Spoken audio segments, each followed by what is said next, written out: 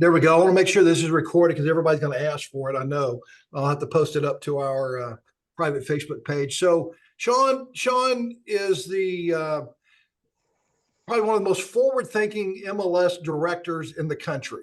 And I'm going to give him a lot of accolades because he's due that, because HAR is just badass. I don't care any way you shake it. HAR is just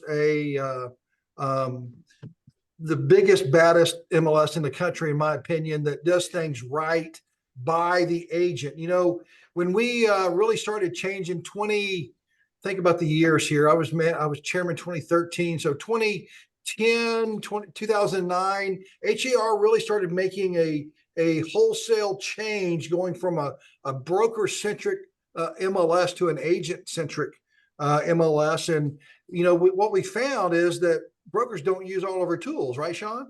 It's mostly the agents that use the tool. So when I was coming up to the ranks to be chairman of the board, Sean and Taki and Bob Hale and everybody involved at HAR really came about changing and making the MLS more accessible for the agent itself. And just really, I'm going to make sure I get this turned on there. So if I need to mute somebody, I can. Mute all. And I'm just going to unmute Sean here. There you go.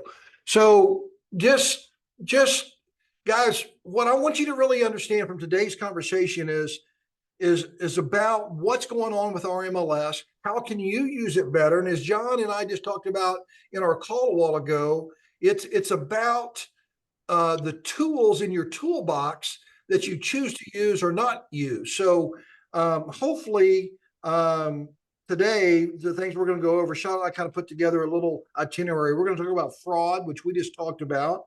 We're going to touch on the lawsuit stuff going on. Things that are already happening in MLS right now today, how to be prepared for all of them. What's the value of the MLS? How many of y'all are using the floor plans? That's a big thing that I don't see a lot of agents using. We're going to talk about that. We're going to talk about the data and key share agreements that's going on with Sabor and Austin and Galveston and Dallas soon to come. You know, one of the things when Sean and I were first talking about this interview was about doing the new matrix things coming on. We're seeing all this stuff pop up every time that we come on, but do we really know how to use it? What's going on with that stuff? So we have a lot of stuff. So Sean and I hopefully will educate you a little bit more. Sean is, again, the resident expert of all things MLS in Houston, and we're just going to kind of go from there. Sean, is there anything you want to kind of kick off with before we get up and running? Well, no, just thanks for those words, Danny, and thanks for your participation in HAR. I mean, what makes HAR great and the MLS system better are the members like yourselves that are on this call, members like Danny that participate in the advisory groups. We really take the feedback from our members and try to make the system better, right? That's what it's all about, and good and accurate data. So thanks for inviting me, Danny, and I guess we can just kind of jump in here and get started. Sure. So the first thing on our agenda was talking about fraud. You want to talk a little bit wire fraud, rental scams, fake sellers, and all the deep fake stuff. And, you know, it's interesting enough, Sean, that we just had a whole hour-long meeting about scams and, you know, wholesaler scams and rental scams. So this really just kind of comes right into what we do and what we're talking about. So feel free to take it away. I'll say, I mean, we're seeing a lot in the MLS, right? And fraud's nothing new, but they're changing tactics and they're getting very good, right? And AI is going to really complicate this. But starting kind of with wire fraud, a lot of phishing schemes to try to get the title company information and get your clients with bad wiring instructions, right? And so at one point they were getting a lot of information out of the MLS regarding the title company and who the participants in the transaction were, which brokers were participating, and that's how they would initiate these phishing scams. So we remove title company references from the MLS to try to help. But again, it's still, you got to be cautious. And the one thing I would say there in the wire fraud is, in terms of preventing it, is anytime your client's going to wire money, they need to initiate that call outbound to a number that they're familiar with. Don't ever accept an incoming wire fraud request. If somebody calls them, even if it's the title company and they know it's them, make the outbound call before you send any money. All right. Because I mean, we've seen hundreds of thousands of dollars of down payment money go away, right? And you know, with the click of a button, and then there's no really good recourse to get that back. You can if you do it within 24 hours and you get in touch with the FBI. There may be a possibility if it hasn't left the country, but most of the time that money's gone. So the next kind of scam is the rental scam, right? So we've seen a lot of times where somebody will have a house that's for sale, it's empty. Somebody from another country will go grab the pictures and post an ad on Craigslist that it's for rent.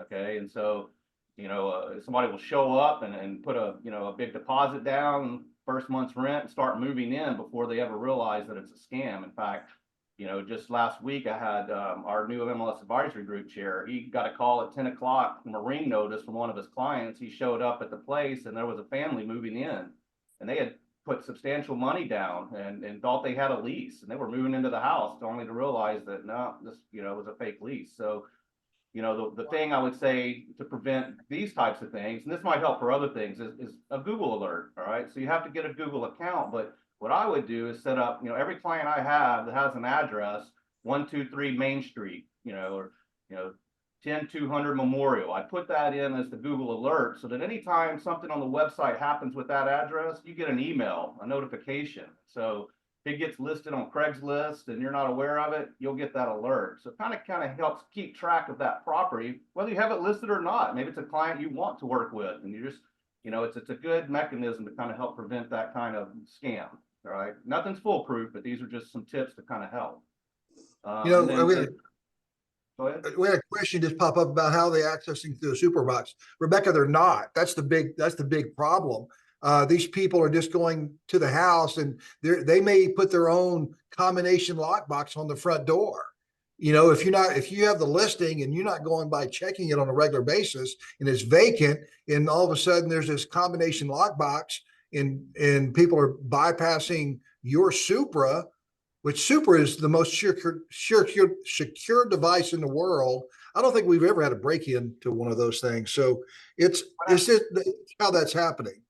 So Google Alerts, real quick, Sean, hold on. So Tracy, one thing you can do is just go Google Alerts, and you can set those up. I have a ton of them set up, and for every listing that's out there, I get a Google alert on mine that I have up and running. And anything somebody posts on the internet or anything like that is what Sean's talking about. If it comes up on Craigslist or something like that, you'll get notified that your listing now is on Craigslist, and you're going, well, wait a minute, I didn't put that on Craigslist. So that's what that's about. So go ahead, Sean.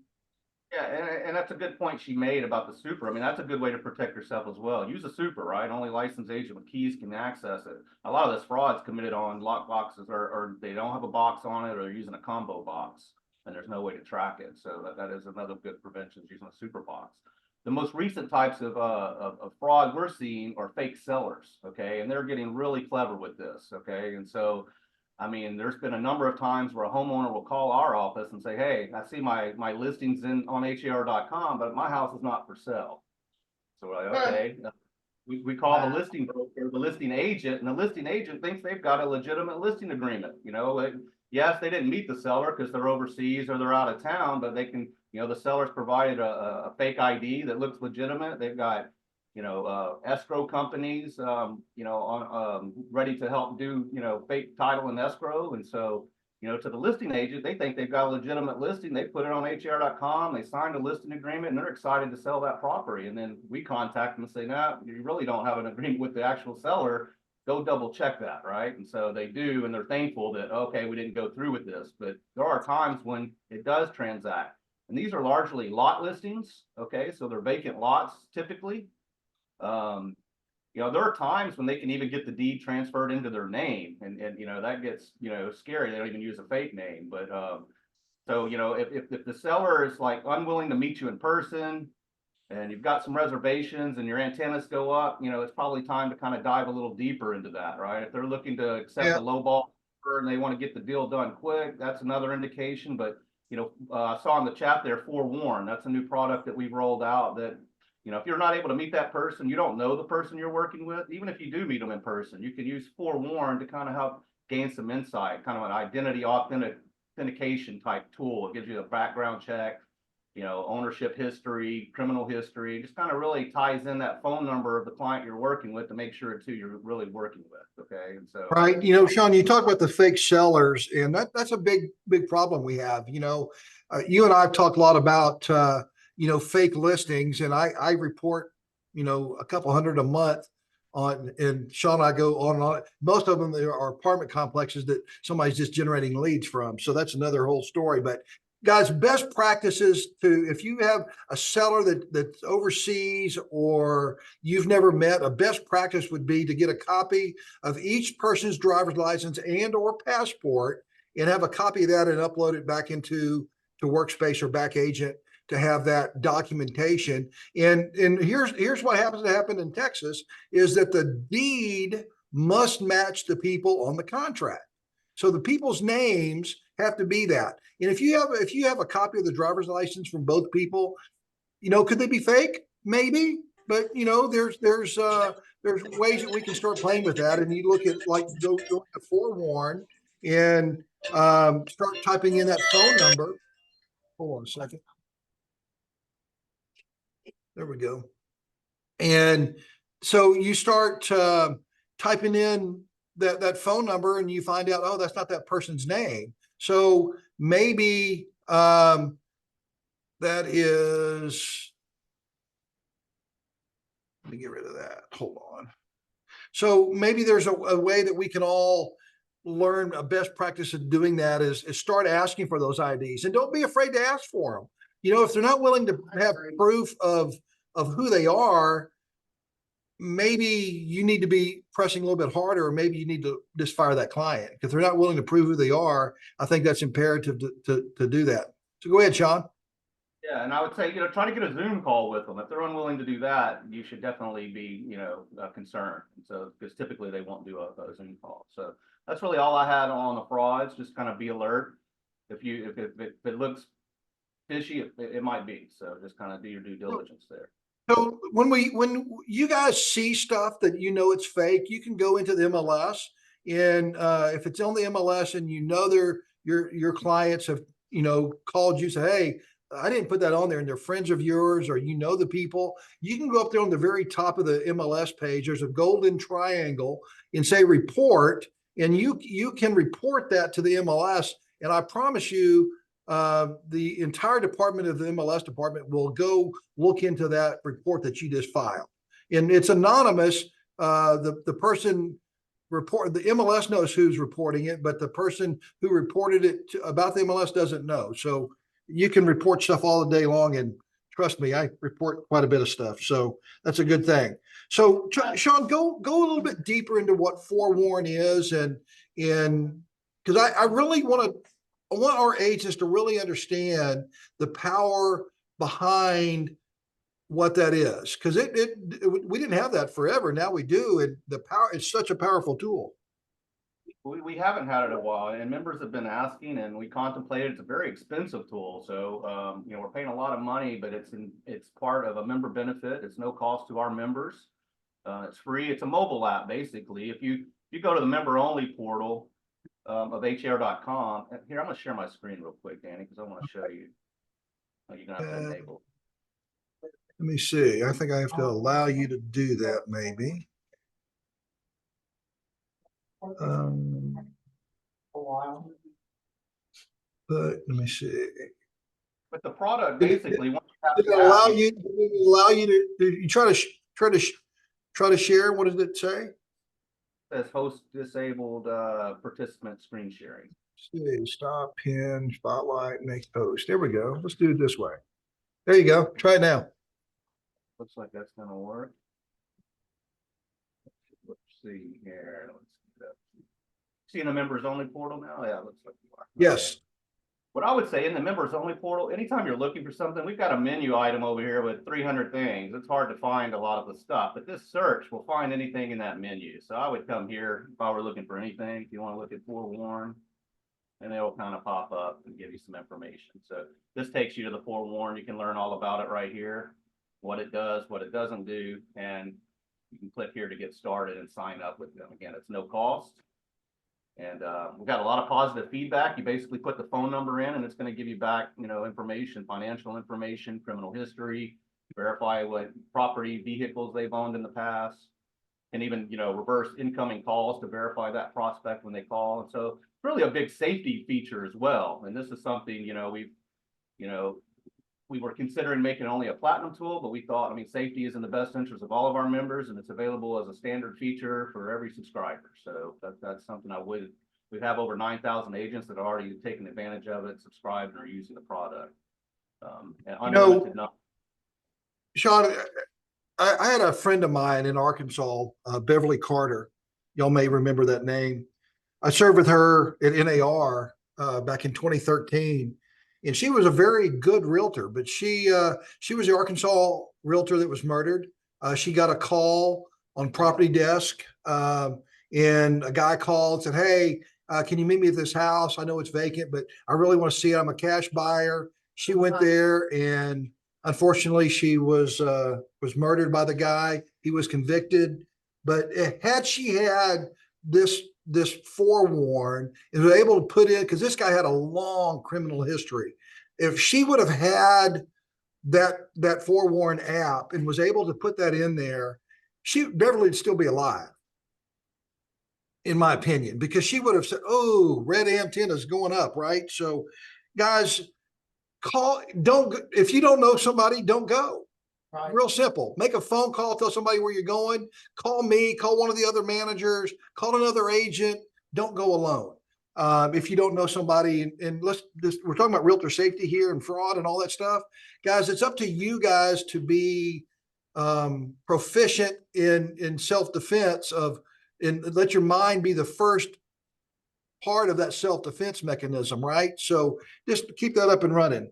So good. Thank you, Sean, for talking about that, because it is when Beverly was killed, it shook a lot of people, because she was a well-known realtor throughout the whole industry.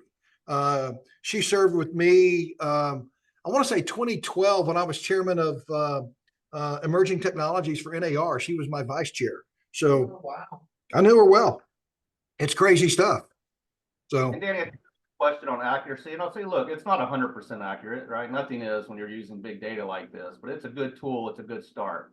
And I've heard some feedback that, yeah, I would miss this or that. I've heard others say, yeah, it was spot on. So, again, nothing's 100%, but it's certainly a good tool, especially if you don't know who you're going to be meeting. So, yep, that's true. All right, so let's move on down the road a little bit and talk about the lawsuits. You want to touch on those a little bit? What's going on with all the associations and different lawsuits against realtors? Well, just briefly, because we've all heard about the national antitrust lawsuits that are going on.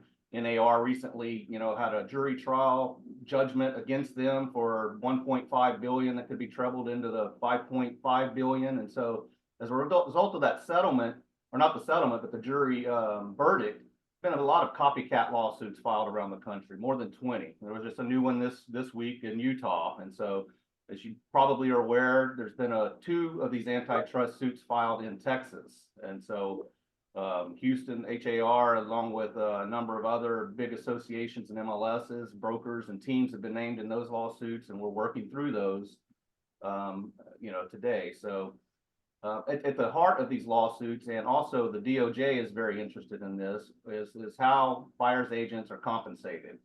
And really, at the end of the day, what they want is they want that field removed from the MLS completely. Okay, and so it's yet to be determined if that's actually going to happen, but that would kind of be a worst case scenario where at the end of the day, that field comes out of the MLS, and our business looks a lot more like the commercial business, right? Where they don't really have an offer of compensation to everyone. They've got to negotiate that directly with the listing agent, on each transaction. So, what we've already seen happening is, as part of the DOJ settlement with NAR, that's also kind of been appealed and on appeal in a lawsuit, is that now we are actually displaying the offer of compensation on HAR.com. So for every MLS listing, you can see the compensation to the buyer's agent on HAR. And any broker that wants to display that on their IDX site can also display the compensation. That's kind of one big change that's already happened.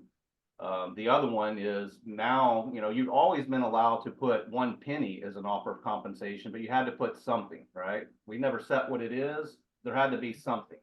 Now you can actually put 0. Okay, so it went from the minimum requirement of 1 penny to 0, and so in all essences that really didn't change.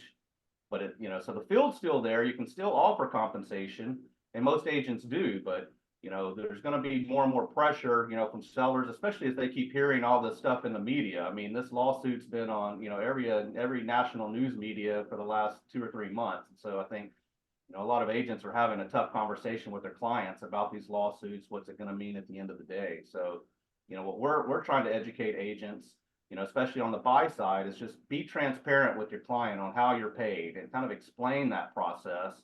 And you're really going to have to now define your value as a buyer's agent when you go into that meeting. And we've done good as an industry regarding listing presentations, right? We've got all the stuff we're going to do when we list your house, and we make presentations to get that business, and we're going to start seeing that on the buy side. So, ultimately, if you're having to negotiate that compensation directly with your buyer, or at least, the difference between what the listing agent offers you and then what you're going to get paid by that buyer. So use of these buyer rep agreements, getting those signed sooner than later is another key aspect of this, right? Having that conversation, how you're going to get paid at the listing agent. So when you're looking at properties and there's offers that are lower than you're expecting to get paid by your buyer, making sure your buyer's aware that they're going to make up that difference, right? And so, a lot of tough conversations. And so that's, what broke. I know, Danny, you guys are probably training on that all the time now, or, and really. Yeah, we do, Sean. At JLA, in order for an agent to get paid, they have to have a buyer's rep agreement. We won't pay you until you have one. Just, it won't happen. And because the buyer's rep agreement in Texas is already there, it already talks about compensation. But what I have seen over my years of doing this, I've been in real estate since 04, so a little over 20 years now. What I see agents not doing is going over the buyer rep agreement. They used to scratch out that thing. Well, you have to pay. You can't scratch that out anymore.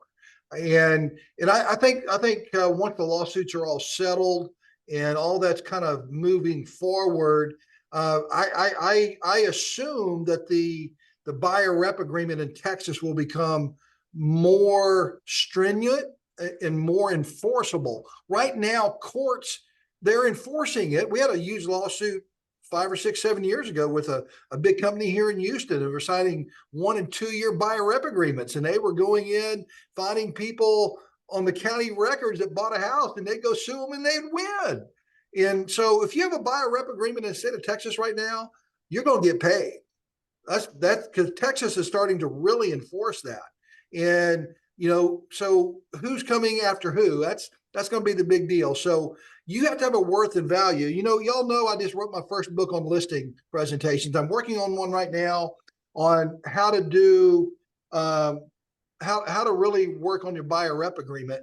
And because that's important. You have to have a presentation and show your worth and value as a buyer's representative for the client. And, in the state of Texas, every realtor represents the seller until such time you have a rep agreement in place that says that you represent the buyer. So just remember that when you start talking to somebody, you represent the seller until you shake hands or come to a mutual virtual meeting of the minds that you represent them either mentally or shake a hand or to get a piece of paper signed that says that you represent them. So that's a big thing coming on. And I think the lawsuits, this huge, what was it, 58 million, Sean? What was the total? 58 million? 5.8 billion is could be the treble billion. Yeah, and that would bankrupt the real estate industry if we had to pay that. They're appealing that, right? It's going to take some time to go through appeals, but they've got NAR. I'm saying they've got several other lawsuits they're named in that haven't even started. So right. It's unfortunate that they lost the initial trial because now all these copycats have gone. And I'll say there's some initiatives in some states to make the buyer's rep required for all agents, and that would help kind of level the playing field in terms of it wouldn't be so hard for you to get your buyer to sign it if every agent has to have their buyer sign it, right? If it's part of the law, makes it easy for everyone. I don't know if that's going to happen in Texas, especially since we only meet every 2 years, but it is happening in some other states. Well, So that's really it on the, go ahead, Danny. I was going to, Kim just asked a question, Kimberly did. And so Kim, the timeline is until the verdict's been done, but it's under appeal. So nothing can happen when it's under appeal. So this could go on unless everybody just settles. And once it settles, they make things happen in their lawsuits that, okay, we're not going to do this anymore. And, I know Remax settled, Keller Williams just settled. There were a couple of other companies that settled as well, but there's a bunch more companies that aren't settling. So by all means, this is changing the structure of what real estate as we know it today in Texas is going to change a little bit, but not immediately, in my opinion. Okay, and is this happening in all states altogether, or is it happening state by state? It's happening in all states. Go ahead, Sean. I was saying the suits are being filed in all of the states. You're right, but there has been a motion recently filed in Missouri. This is the area that NAR lost in, right? And they made a motion to consolidate all of the cases into that court. And that would not be good for us because NAR already lost in that court. So we're fighting that consolidation. We want to keep the two cases we have in Texas because we think it's a favorable court. So there's a lot of stuff still going on, right? And that's just with the new lawsuits. Those are going to take time, but even the lawsuit that actually had a jury verdict, it's on appeal. That could still take some time. But that's why we're saying prepare now, right? Best case scenario, nothing changes. We keep on going like we are. But worst case, prepare for a time when there is no offer in the MLS and you've got to negotiate that directly with the listing agent and your client. So that's kind of what we want to prepare for. Yeah. So it's a great thing, Sean. When I know, I'm gonna back up a little bit. How many lawsuits has HAR been named in since the verdict happened? 3, 4, something like that.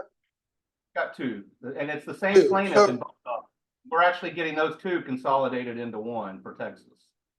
Good. So, guys, this is a real deal. I mean, back when I was chairman in 2013, we had the patent infringement lawsuits going on.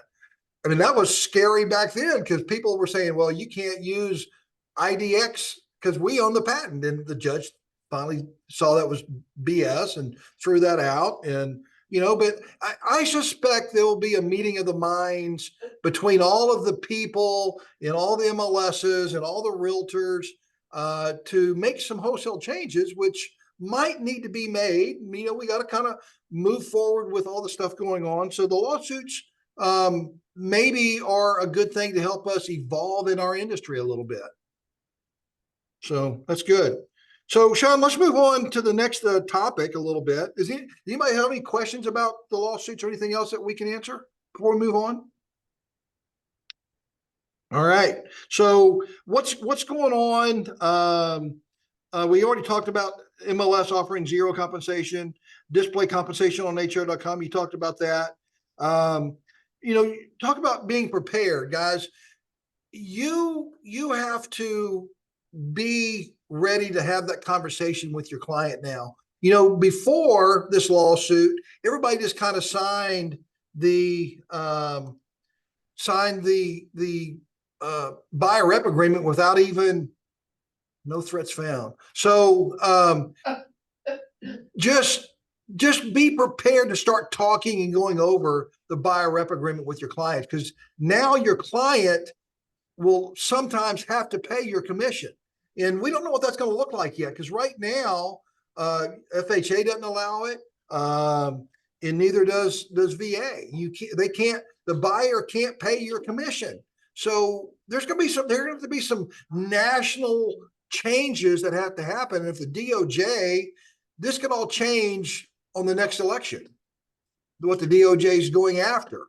Who knows? It's a Department of Justice is ran by the person in charge of the White House. So with that said, vote your conscience. That's all I'm going to say. As our industry moves forward and does a lot of stuff, we have to be prepared. And that's one of the things that I'm going to really step outside here and say, get involved in HAR and the political affairs committees, get involved in the PALS group, in the governmental affairs, in TREPAC. All of that goes to things that help us as realtors get things accomplished to protect your clients and you. So there's my Karen Driscoll. I hope you like that. So We like it. so we talked about that. Be prepared. So Sean, let's move on to what the value of the MLS is, and how the MLS really got started, in my opinion, was all about offers of compensation, right? That was the Yeah. main purpose of what MLS was. Yeah, that was one of the two core tenets, right? Cooperation and compensation, kind of what was MLS was built on. And now we're seeing cooperation may not be a part of that any longer. So I think, MLS, as you mentioned, Danny, has evolved over the years. It's more than just compensation. If that field is removed from the MLS, I think we still have a very valuable system just in terms of aggregating the data, a set of rules that make sure it's timely and accurate, that otherwise we would just be Craigslist and it'd be the Wild West. And so, having these systems in place really help make sure that the data is timely and accurate. And even with HAR, I think it even goes beyond just the MLS with our consumer site, HAR.com, which is unique in our industry, and just the power and value of that to drive traffic to your listings and getting free leads, and just the search engine optimization alone. If you go in and type your name, real estate, Danny Frank real estate, you're going to see HAR.com is the #1 result you're going to get returned on. And so, that's really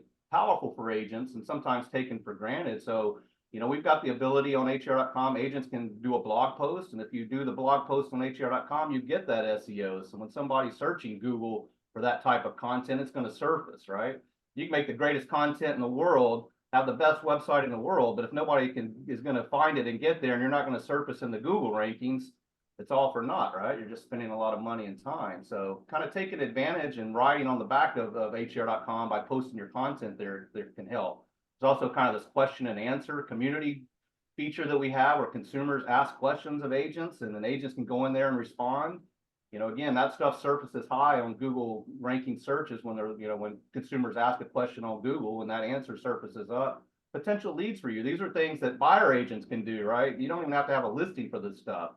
The other thing is to make sure you're allowing, your showing activity to show up under your profile. That's a setting inside of into your member website. That way, if maybe you don't have a listing, you haven't taken a listing, but you're showing properties, that activity's out there, and a consumer can see that you really know that market because you're showing properties there. So just kind of a few things that I think, the value of HAR.com brings, in addition to just kind of MLS and all of the tools and products that the MLS is providing. So, Right.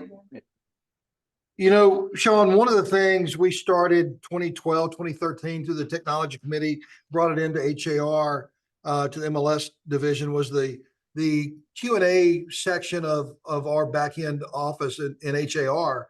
I don't know if y'all are participating in that as agents, which in my opinion, you should be.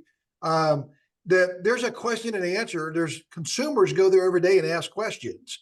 And the more questions you answer as a realtor, the higher you get in those rankings, and the higher search capabilities you get within HAR, and the more active you do that stuff, it's kind of a win-win. And so, we as agents are out trying every day to get our name one rung higher than our everybody else that we're dealing with, right? So do the things inside the toolbox that can help you do that. And that is, going to HAR.com and look for the Q&A and get involved in those questions and answers.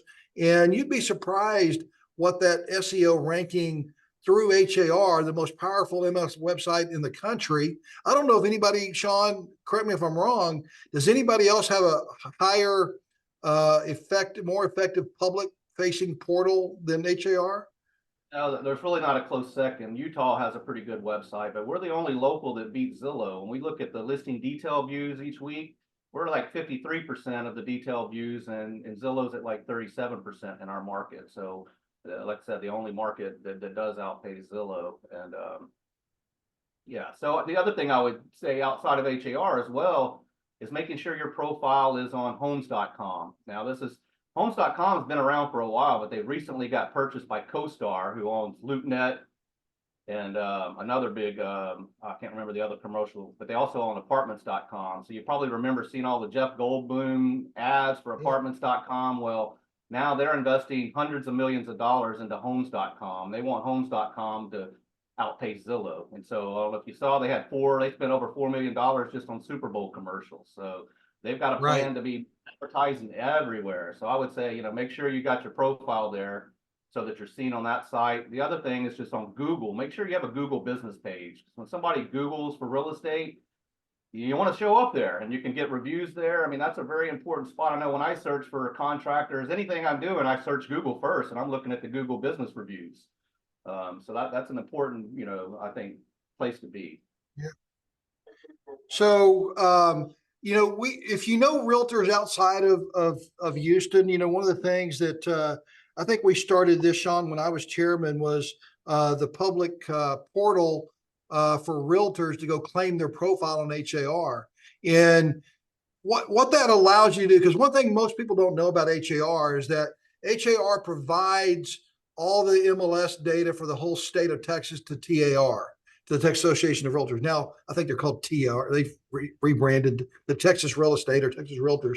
But it goes to the fact that the power behind HAR, get those agents to come claim those profiles. If you're working with another agent in Dallas, El Paso, wherever, if they have a listing on their MLS in Amarillo, it's showing up in Houston. 100% of the listings on every MLS in Texas are on HAR.com.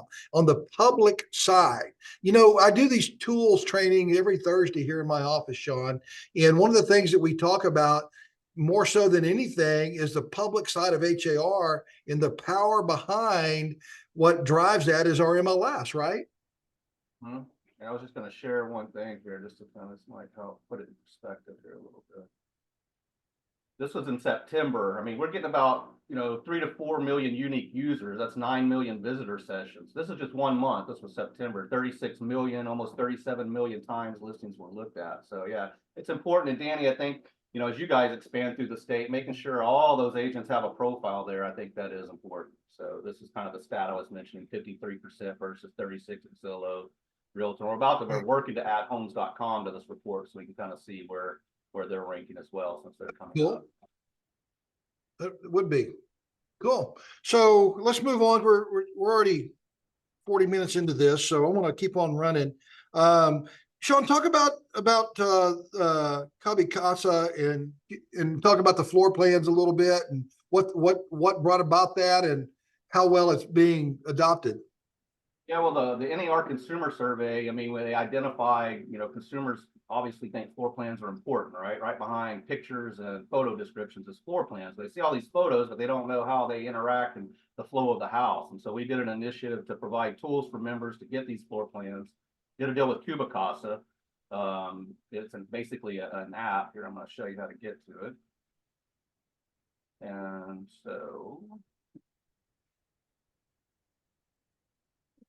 again, inside the member-only portal, if you just type in Cubicasa or you type in floor plan, if you can't remember Cubicasa, type in floor plan, and you can either sign up or you can get more information here, right? So this tells you all about kind of what it is. It's basically a pretty cool little app that you end up downloading.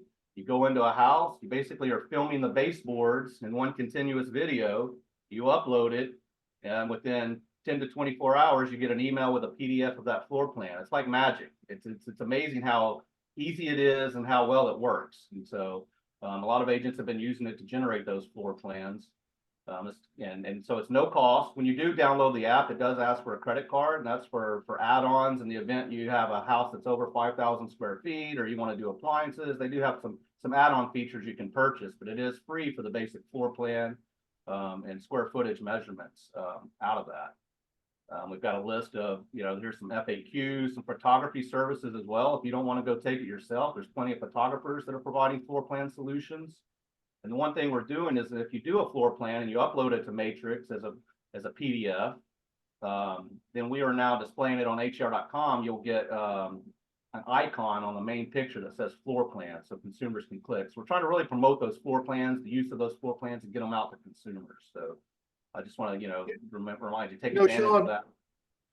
the biggest thing that HAR does, in my opinion, for the consumer is make it easy for them to find what they want to find. And as realtors, if you're not giving the consumer what they want, they're going to go elsewhere. If you're taking pictures with your iPhone and out your window and you see the car mirror in there, don't do that, right? I mean, there's a whole Facebook page out there for bad MLS pictures, and I post them all the time to our Facebook page on the back end. Guys, don't get on my list about bad MLS pictures, but I think floor plans are one of the biggest things that you as a realtor can do that would enhance the likability of your listing to the consumer. Because eyeballs is what sells real estate. The more people that see your listing, the better chance you have of selling it at a higher price. That's why for sale by owners are 20 to 30% lower price than a realtor price, because we have more eyeballs. Here in Houston, we're 58,000 realtors, across. Then if you go put that everywhere else that we syndicate to, there's millions of people. Sean, go back to that slide of the 1 month that showed how many people were looking at that. I want y'all to grasp that. So 36 million, almost 37 million listings were viewed on HAR in 1 month. I mean, how many for sale by owners are getting on foresalebyowner.com are getting shown? 200 or 300?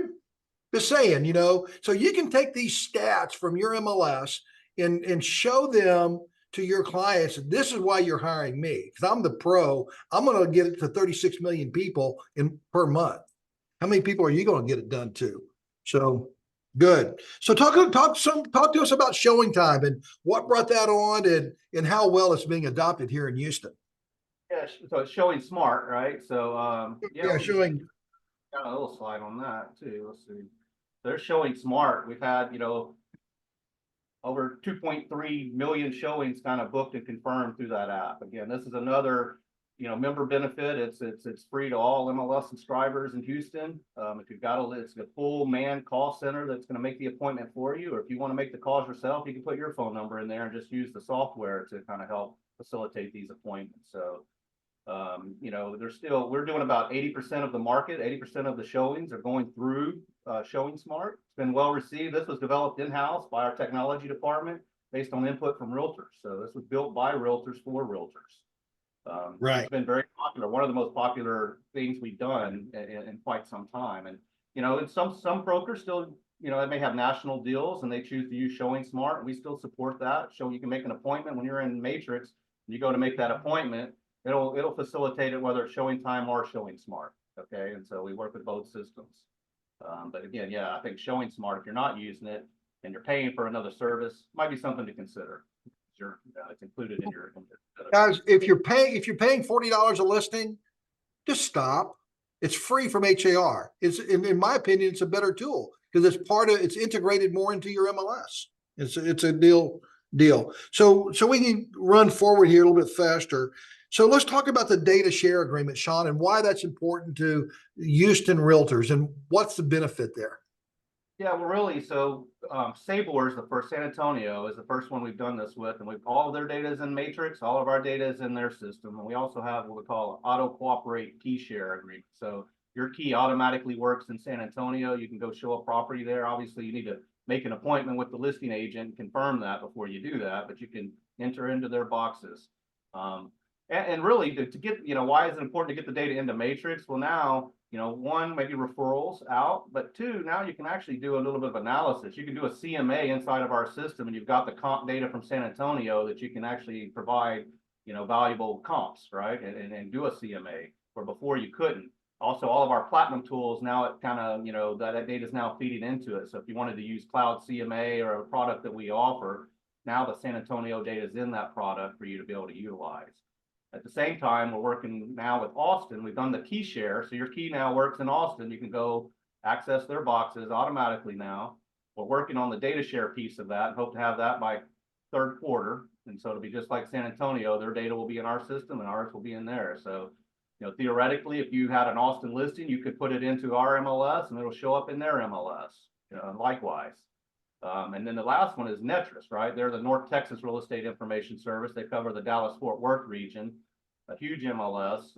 They're owned by about 16 or 17 local boards. And we're in discussions with them, and they're open to the idea, but we haven't made it as far along as we have with the others. So that's kind of our intent. And I'll just throw out Galveston. We're not doing a data share with them, but we do have the key share. So our keys work in Galveston. Their keys work here without you being an MLS subscriber of those systems. So that's kind of So the key Sean, share. just out of curiosity, I'm going to say 99% of every Galveston listings on HAR already. So I just don't understand. That's a personal, I don't want to get sideways on that, but that's, if you need to go show a house in Galveston, 99.9% of them are going to be on HAR.com, and your keys work there. You can make the appointment through HAR and through Showing Smart and get in. You don't have to be a Galveston MLS provider. So, that's one of those small associations I just don't understand. There was a message from Carissa. It's a good question. And look, we haven't, I mean, Beaumont, we're certainly open to those conversations. A lot of the smaller boards have just kind of, I don't know why, but have been fearful to work with us for one reason or another. But no, we're open to working with every MLS, especially on a key share. It makes complete sense. If they're on the super system, there's no reason not to. So if you're on the MLS committee, that's great. I mean, if you start that conversation, we're completely open. It's easier for you on the inside to help drive that conversation than it is for us to engage Beaumont on that conversation. So would love for you to kind of help us organize that. But we're often, it's hard for us to go and impose that our will or do a president. So it helps for them to come to us, and we're open. So we would completely do something with Beaumont. Carissa, that is the absolute truth. And I know that Sabor, 2013, when I was chairman, we started having those conversations back then. So it took that long for all that to happen, but it all started from inside. I remember Sean, me, Bob Hale, there were several of us talking to 2 or 3 agents that were on MLS committees, trying to let them see the benefit of what we could offer them by partnering with HAR. And I think Sabor agents are just elated to have some of the stuff that we have available. And I was talking to, I have a couple agents in San Antonio, and they're thinking about making HAR their primary and just have MLS from Sabor, because they get all of our tools too. Because Sabor doesn't have all the tools we have. Austin doesn't have any tools. They have anytime MLS or something it's crazy. There's no HAR.com for the consumer to go see in Austin, San Antonio, Dallas, or anywhere, folks. So you take what you have for granted. Trust me, I was in Austin for 4 years. It was the worst MLS experience I've had in 4 years of my life. So it's crazy. So good. So go ahead, Sean. Maybe to wrap up, just kind of jump in and just share. I just want to show a few tools inside of that we're working on or that are available to you real quick, and I think we can kind of wrap it up. Sure. Let's see here. Okay, so this should be familiar to everybody. You see my matrix screen, right? Yes. So you can see this is kind of our standard dashboard that we have today. Let me move this out of the way. And you see all of this white space to the right? This is one of the shortcomings of matrix. If you've got a nice screen, it doesn't take full advantage of that. So they're working on more responsive design that fills up the screen and it works better on mobile. And so kind of the first entry into this is the dashboard. So I'm going to show you the new dashboard now. This is available to all of you, and I'm going to show you how to enable it. When you log in here, you click on your name, and you can switch back and forth from classic mode to the new dashboard. Okay, so this is the new dashboard. So it's a little more modern look, right? Same content. One of the new things is they've got this timeline over here. I'm logged in as Shad. There's no active notifications, but if you had clients set up on the client portal, you would see the notifications they've been sent, the favorites they've added, bookmarked, so you can come in here and control what you want to see in your timeline. So every time a client visits a portal, it can show up in your timeline, or anytime they do any of these activities on the portal, it kind of shows up in your timeline so you can see what's going on. You can collapse that timeline if you like. You can move these screens around if you don't, if you want to move this down. shows up, so you can kind of control where on the screen these are. And then there's this little font thing. I want to change, this looks a little big, I want to change it down. Change the font. You know, Sean, a funny thing, I was talking to Shad. You know, he says he never when he logs into his stuff, he goes in and he never knows where anything is because it's always been moved. So, I better move we're that back. all creatures of habit, but that was kind of funny when he and I talked about that. That you know he can log in and it's different from 5 minutes ago.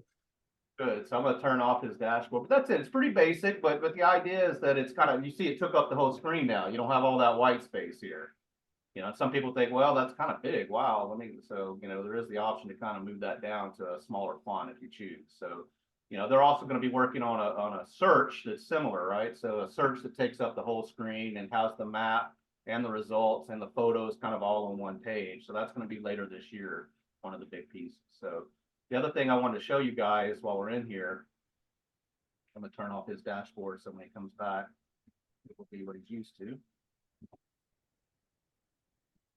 You've got a listing, and this is what we're calling the artificial intelligence property description. So we built a tool that uses AI to help you write property descriptions, basically. It's in beta, I would say, at this point, and so it's only on active listings. One of the things we're working on is to get incomplete listings, because that's really where you want to be doing your photo descriptions when it's incomplete before it goes active. But the way it is right now, so say you've got a active listing. After you've added the listing as active, there's a link down here for HAR property description. When you click on that, it pops you into this screen here. So you can see this is what Shad entered in. It says property description here. So we want to use AI to kind of enhance that. Maybe he didn't put anything in there. That's fine too. So he comes in here and we're just going to hit generate. You can add tags if you had something. Maybe he didn't have something. He got high ceilings. He's got granite counters, stainless counters, whatever, high ceilings. Well, I just mentioned that. But anyway, you can add some tags there, but you just hit generate. It's going to look at what he's added already, plus the attributes of the property from the MLS. And it's going to come up with a suggestion. Okay. So here's what he typed in. Here's what the system suggested. Wow. He can modify this. Oh, no, it really doesn't have a covered patio. It's not covered. He can take the covered out. You know, he can add whatever he wants to that description and get it like he wants. And if he likes it, he can just save the changes directly into Matrix. Cool. So any big changes, Sean, that we should be looking for that are kind of on the drawing board that you think will happen in the next 6 months to a year? No, I think the big one's going to be probably, we're working this year with the Austin data share is going to be a big one. The other thing we're working on is a rental application tool. And so if you guys are doing rentals or you're working with landlords or you do property management, there's some pretty good applications out there to help facilitate that process. So if you're on, even if you use an existing one, you'll be able to plug that into your listing so that when lease agents on the other side working with tenants want to apply for that, they'll see your button or your link and they can share that with their client to do the application. But we're going to have one that's going to be available. If you're not using somebody, you can use the one that we provide. And when you add that listing, it will automatically create a link for you that tenants can apply for. You can put that on your website. You can email it to prospective tenants. Whatever you want to do, you can use that link. And basically, it goes to the tenant, lets them apply. They put their information in, and the tenant's the one that pays for that application. This is free to agents. But it creates a process and a workflow so that you can manage all of those applications. The response to those applications, as you know, there's a lot of legalities, and you've got to be very careful. And when you say no to a particular applicant, and so it kind of helps you work through those processes as well, and keep you legal in those responses. So it's kind of a fully, application to really manage those applications.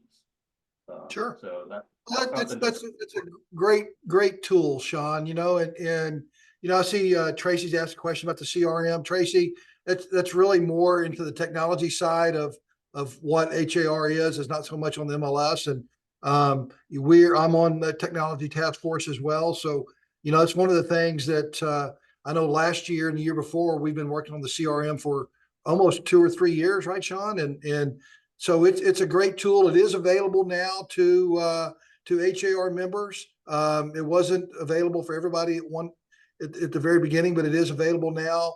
The free CRM, it's in beta. Tracy, if you have ideas, I encourage you to send them to the MLS or to, HAR, go in and log in and send a message, and Danny Ho and the rest of the crew will get that and see those. Guys, also, this is your MLS. This is your tools, and HAR wants to do more things for you. If you have ideas or comments, I see Michaela talked about the client's portal. Sean, I think that's been talked about for years about improving how the client portal works. And I think there's some things coming forward with that this year that we're working on. It kind of goes back to the CRM. I don't know if you saw my screen where that beta was. It's right on the member only portal. When you log in, it says try the beta. And to answer, she had a question about uploading a spreadsheet. Yes. I recently did it. I got some errors. It's something we're working on. Try it, and hopefully it will work for you. It's supposed to work, but again, we're working out those kinks, and let us know if it doesn't. But yeah, theoretically, you're working on being able to sync with either Google and Microsoft as well in the background. So but if you have a spreadsheet, you'll upload those contacts. Yes, I think that is possible. So here's one thing I'm going to tell you about uploading your contacts. Be very, very careful when you turn the sync on to Google. After you do the upload, make sure you turn that sync off, because this is one of the things that we're still working on in technology. Because if you leave your live sync on, if you delete in the CRM, it deletes out of your Google contacts as well. So make sure you right now, just turn that link off. That sync link, there's a little radio button you can turn off and on. So after you upload your Google contacts from your Google account, you turn that sync off, and it won't sync both ways anymore. So your question on the portal, that's been one of our challenges. You've got Matrix with the client portal where you set up auto searches, and they've got HAR.com and the HAR.com app, which are two completely different systems. And so trying to figure out how to integrate those two and make sure your saved searches and Matrix can show up in the CRM and vice versa. That's something we're on the roadmap. But I think you can at least export your clients from Matrix and get them into the CRM.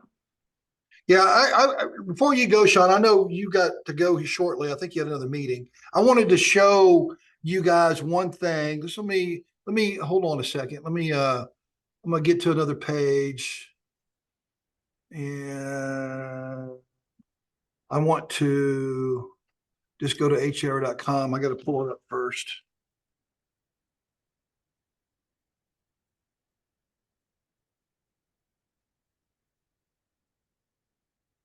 Okay, so now let me share my page. So share page, HR.com. All right. So guys, this page is so powerful. This little button right here, once you're logged into HAR.com on the back end, you can come over here, and if your picture's here, you can have so many more tools that you can use. Like if Matrix goes down, we have a full backup here on HAR.com you can go to. That's the first thing that most people don't know. But one of the things I want people to understand is their favorites here. You have all these different things. The mobile app is there, but if I come in and I want to look at all these different things that I'm looking at and seeing different things, that's one thing that you can do. But the tools in here, if you scroll down a little bit and come down here, look at all these different tools. I know we talked about this last week or the week before. The drive time search is a huge deal that most of y'all don't use. And I don't understand why people aren't using this more, because people always say, hey, I want to be 30 minutes from my office. Well, what's available? How do you know? Well, real easily, if you come right here and I want to go to excess, you're driving to, I'm going to put 1100 Smith Street, downtown Houston. Well, there we go. And I want to be there at 9 o'clock in the morning, and I don't want to drive more than 30 minutes. And I'm going to put in some filters here real quick. I'm going to do 500 to 600. And I want to do 4 bedrooms to 6. All right. Or square feet. Yeah, I'll change that. Let's do 2,500, 2,500 to leave that blank and say 4 bedrooms minimum. Okay. So I'm going to do that, and watch. This is so powerful, guys. and you can share this with your clients, and it'll show you. So everywhere in the pink is 30 minutes driving time from downtown Houston. You can put this at any address, and there's every listing I can put right there. I can come in here and that's showing, I want to do change the status to active only and apply that and say search. Yeah, go ahead. One thing cool in that. So this is the traffic at 9 o'clock on average, right? Suppose you work late at night and you put in midnight. That polygon is going to get a lot bigger because it doesn't take as long to get to that location at night. So it is based on the average traffic volume on the time of day that you're using. Right. So you can save this. So what's really cool about this, folks, you can come right here to the share button. You can hit share and you can email this to your client. And if you're a platinum member, and if you're a realtor, you should be, in my opinion, you can share that and all of your information will be up here provided to you by your name. So that's a big tool that I think a lot of agents aren't using. And it's one of the most powerful tools out there, in my opinion, that agents aren't using. So guys, I'm 3 minutes over.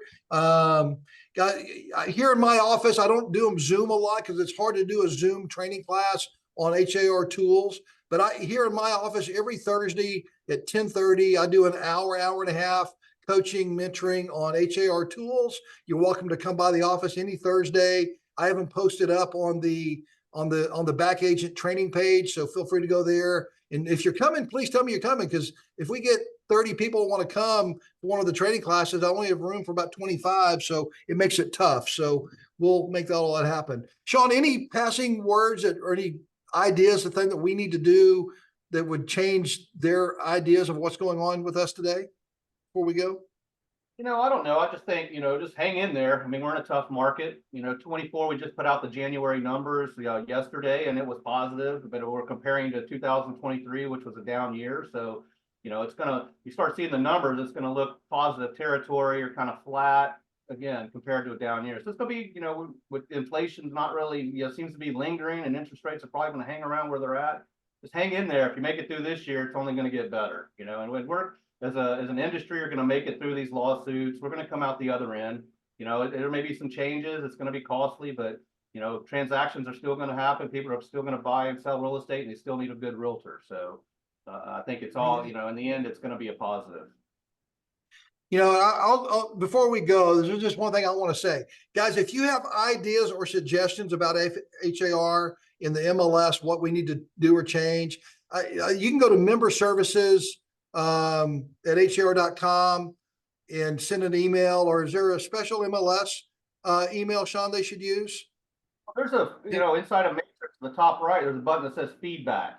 We welcome it. Click it. That's how we make the system better. So give us the feedback. Good questions here. This has been great, for me, and I love interacting and getting that feedback from members.